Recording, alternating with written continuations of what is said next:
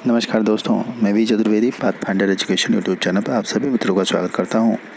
मित्रों, आपसे निवेदन है, हमारे चैनल पर आप प्रथम बार हैं तो हमारे चैनल को लाइक करें, शेयर करें, सब्सक्राइब करें तथा बेल आइकन भी दबा लें, जिससे शिक्षा जगत संबंधी जो भी महत्वपूर्ण अपडेट हो हमारे चैनल के माध्यम से शीघ्र आपको प्राप्त हो सके। जैसा कि पहली सूचना निकल के आ रही है, 2 जून को जारी होगी परीक्षा केंद्र वाले जिले की जानकारी। जो एनटीपीसी के अभ्यर्थी हैं उनके लिए यह एक अच्छी खबर है कि 2 तारीख यानी 2 जून को जो एनटीपीसी है उसका जो केंद्र है वह स्पष्ट हो जाएगा, क्योंकि जिले की जो जानकारी है वो जारी कर दी जाएगी। तो यह एक महत्वपूर्ण अपडेट है आपके एनटीपीसी के अभ्यर्थियों के लिए। वहीं अगली महत्वपूर्ण अपडेट निकल के आ रही है सेना भर्ती को लेकर के। सेना भर्ती रैली की तैयारी कर रहे युवाओं के लिए एक अच्छी राहत भरी खबर है। कोरोना के कारण करीब 2.25 साल से बंद पड़ी भर्ती रैली अगस्त से शुरू हो सकती है। सेना मुख्यालय ने एक स्पेशल भर्ती कैलेंडर तैयार करने का आदेश दिया है। अगस्त से दिसंबर तक 5 माह तक ये भर्ती प्रक्रियाएं शुरू की जाएंगी।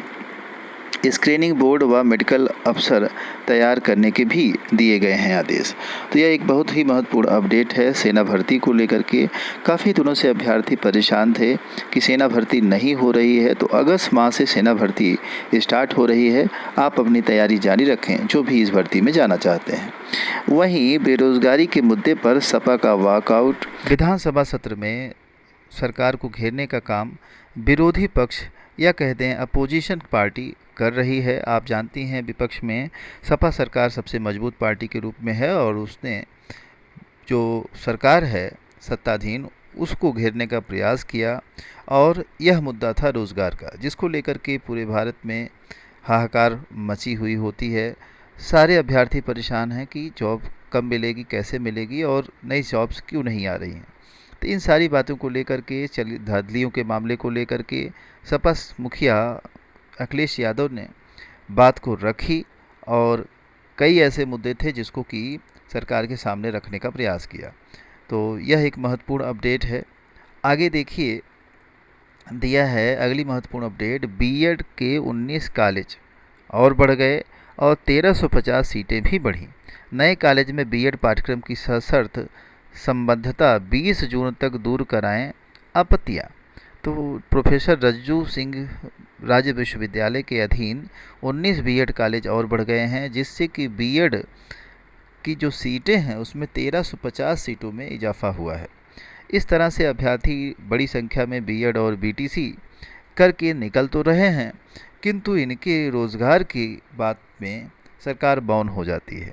अगर इस तरह के विद्यालय चलाए जा रहे हैं, लगातार सीटें बढ़ रही हैं, तो ये तो अच्छी बात है, किंतु रोज़गार के भी अवसर अभ्यर्थियों को मिलने चाहिए, जिससे कि उनके इस तरह के जो पैसे वो खर्च करते हैं प्राइवेट सेक्टर में या फिर गवर्नमेंट जॉब सेक्टर में, उसका वो सही विकल्प हो सके और वो जॉब प्राप्त कर सके। वहीं कट ऑफ को लेकर के लोक सेवा आयोग से सूचना आ रही है। यूपीएससी ने जारी किया प्राप्तांक और कट ऑफ अंक लोक सेवा आयोग की वेबसाइट पर 28 मई से 4 जून तक रहेगा उपलब्ध।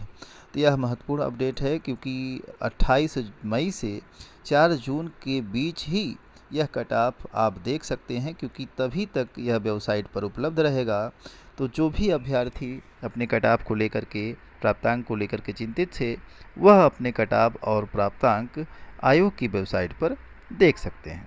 वहीं अगली महत्वपूर्ण अपडेट दी है, सदन में बोले सीएम, हमने 5 लाख नौकरियां दी। अब उत्तर प्रदेश के जो मुख्यमंत्री हैं उन्होंने यह स्पष्ट करने का प्रयास किया कि हमने जो है लगभग 5 लाख नौकरियां दी।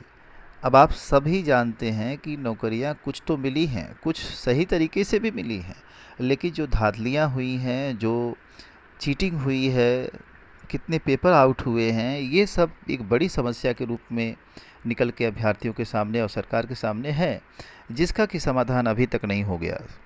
100 से ज़्यादा अभ्यर्थी पकड़े जा चुके हैं एसआई भर्ती परीक्षा में और भर्ती आगे बढ़ रही है।